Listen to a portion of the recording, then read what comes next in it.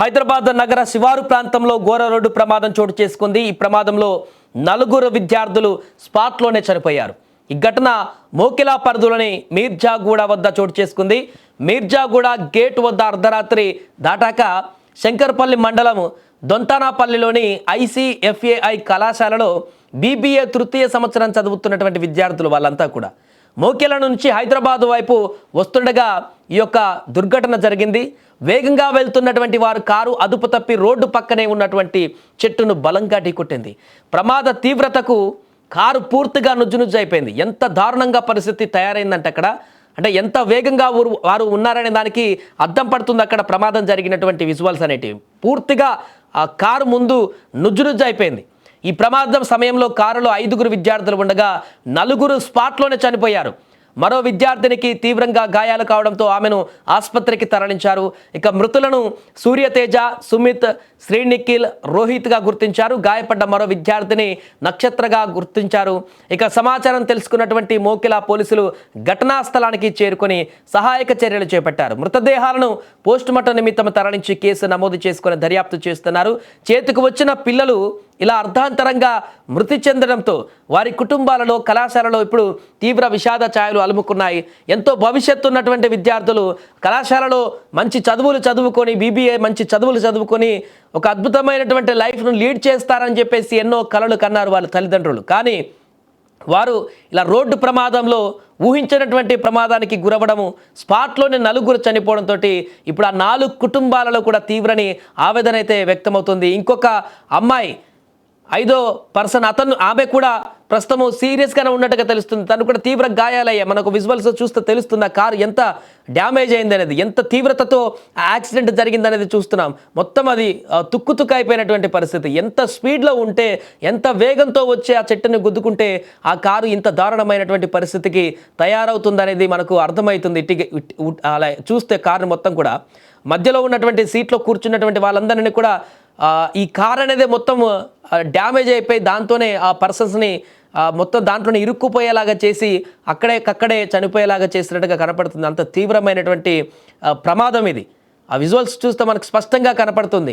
అసలు అంత పెద్ద ప్రమాదం జరిగితే ఇంకా దాంట్లో నుంచి బయటపడేటువంటి అవకాశమే ఉండదు అనేటువంటి విషయం ఆ విజువల్ చూస్తేనే మనకు అర్థమవుతుంది. అందుకే అనుకున్నట్టుగానే అక్కడ ఎన్ని ఎయిర్ బ్యాగులు ఓపెన్ అయినా ఏమైనా కూడా ఇంత భారీ ప్రమాదం ఉంటే కాపాడడం దానికి కూడా టెక్నాలజీ కష్టంగా మారుతుంది.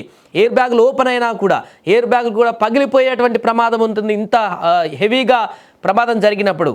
సో 4 స్పాట్లోనే అక్కడ మృతి చెందారు. ఇప్పుడు వారు మృతి పట్ల తోటి కళాశాల మిత్రులు కానీ వారందరూ కూడా తీవ్ర ఆవేదన వ్యక్తం చేస్తున్నారు. అయ్యో, నిన్నటిదాకా కాలేజీలో అందరితో గడిపారే, అందరు కలిసిమెలిసి ఉన్నామే, కబుర్లు చెప్పుకున్నామే, భవిష్యత్తులో కళాశాలలో ఏ రకంగా పట్టా పొంది భవిష్యత్తు కార్యాచరణ గురించి మాట్లాడుకున్నామే, అలాంటి విద్యార్థులు నిన్న కాసేపటి క్రితమే కొన్ని గంటల క్రితమే కనిపించారు కదా మాకు, ఇప్పుడు లేకుండా ఎలా పోయారు, ఎలా చనిపోయారు అనేది కూడా వారికి అర్థం కానటువంటి పరిస్థితి ఉంది. మిత్రులందరికీ ఈ విషయం తెలిసిన తర్వాత పూర్తిగా కళాశాల వద్ద తీవ్రమైనటువంటి విషాదవదనంలోకి మునిగిపోయారు అక్కడ తోటి మిత్రులంతా కూడా.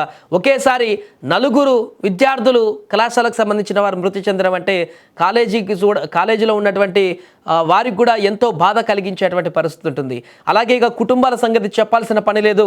వారు చేతికి వచ్చినటువంటి పిల్లలు ఎంతో భవిష్యత్తు ఉన్నటువంటి పిల్లలు చదువుకొని మంచిగా ఉన్నత ఉద్యోగంలో స్థిరపడి తమకు మంచి పేరు తీసుకువచ్చి మంచిగా చూసుకుంటారనుకున్నటువంటి ఆ తల్లిదండ్రులకు తీరని శోకాన్ని మిగిల్చారు. అంతేకాకుండా వారి ఈ యొక్క మృతితో వారిని పూర్తిగా ఆ కుటుంబాన్ని మొత్తాన్ని కూడా ఇప్పుడు తీవ్ర విషాదంలోకి నెట్టేసిన పరిస్థితి ఉంది. అందుకే బయటికి వెళ్ళినప్పుడు ఎవరైనా కూడా విద్యార్థులు కానీ ఎవరైనా కానీ ఏదైనా జర్నీ మనం చేస్తున్నామంటే, రాత్రి వేళలో కూడా చేస్తున్నామంటే చాలా జాగ్రత్తగా నడపవలసిన అవసరం ఉంటుంది. ఎందుకంటే మనతో పాటు ఆ కారులో కూర్చున్న ఇంకా 3-4 ప్రాణాలు కూడా మన చేతుల్లోనే ఉంటాయి అనేటువంటి విషయాన్ని పూర్తిగా గుర్తుంచుకోవాల్సిన పరిస్థితి ఉంటుంది. కొంత లేట్ అయినా పర్వాలేదు, ఎందుకు స్పీడ్గా వెళ్ళాలి, 1 గంట లేట్ అయినా పర్వాలేదు, మనం చేరుకోవాల్సినటువంటి గమ్యం నరకలోకమో లేకుంటే స్వర్గలోకమో కాదు, మనం చేరుకోవాల్సినటువంటి గమ్యం ఏదైతే ఉందో అది మాత్రమే అనేది గుర్తుంచుకోవాలి. చాలా చూసుకుంటూ నిమ్మలంగా డ్రైవ్ చేస్తూ ఎదురొచ్చేటువంటి వెహికల్స్ కూడా రాత్రి వేళలో ఎలా వస్తాయో కూడా చెప్పలేం. కాబట్టి చాలా జాగ్రత్తగా తొందరపాటుతో వెళ్లకుండా జాగ్రత్తగా డ్రైవ్లు చేస్తే ఇలాంటి ప్రమాదాలు జరగకుండా ఉంటాయి. అందుకే రేపు ఇంకెవరైనా విద్యార్థులు కానీ ఎవరైనా కానీ యువత కానీ కార్లలో కానీ సొంత వాహనాల్లో కానీ మీరు డ్రైవ్ చేసుకుంటూ వెళ్ళాల్సి వచ్చినప్పుడు, ఎక్కడికైనా టూర్లకు వెళ్ళాల్సి వచ్చినప్పుడైనా కూడా 1కి 10 సార్లు ఆలోచించండి. మీ గుండెలో ఒక భయాన్ని పెట్టుకోండి. మిమ్మల్ని నమ్మినటువంటి కుటుంబాలు వెనక ఉన్నాయి. మీకేమన్నా అయితే ఆ కుటుంబాలు రోడ్డున పడతాయి. వారి యొక్క రోదన, వారి యొక్క ఆర్తనాదాలు, వారి కన్నీళ్ళు మీరు చనిపోయిన తర్వాత కూడా మీ ఆత్మను శాంతింపజేయలేవు అనేటువంటి విషయాన్ని కూడా గుర్తుంచుకోండి. అందుకే ఇంకెవరైనా ఇలా రోడ్డు ప్రమాదాలకు గురి కాకుండా చాలా జాగ్రత్తగా చర్యలు తీసుకుంటూ మంచిగా డ్రైవ్ చేస్తూ తమ గమ్యస్థానాలకి చేరుకోవాలని కూడా కోరుకుందాం. ఏదేమైనా కూడా ఈ ఘటన జరగడం అయితే చాలా విషాదకరంగా అయితే మారింది.